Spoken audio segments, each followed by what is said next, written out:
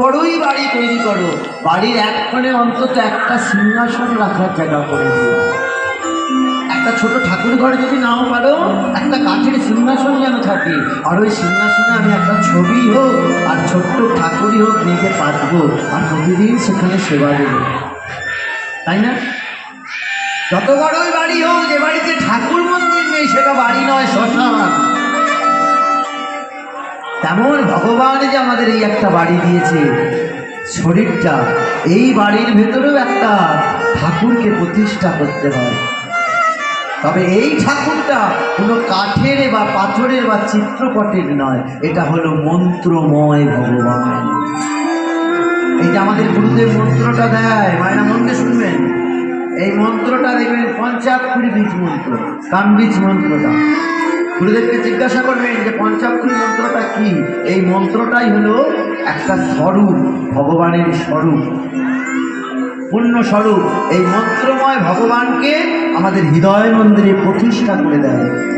তাই দেখবেন যখন গুরুমন্ত্র দেয় তখন একটা কান চেপে ধরতে বলে, একটা কান বন্ধ করে রাখতে বলে, আর একটা কানে মন্ত্র দেয়। কেন?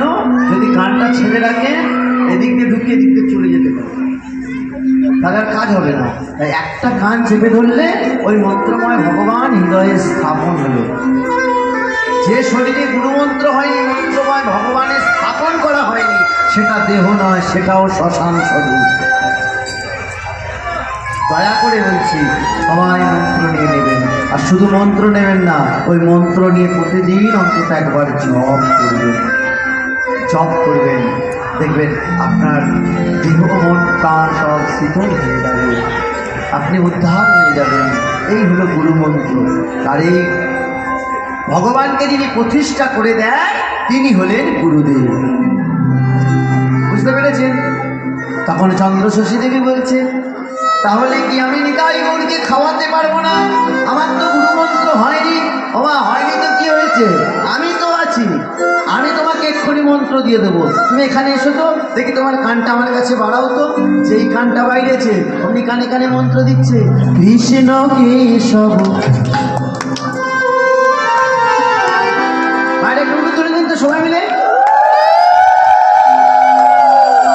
কৃষ্ণ কেশব।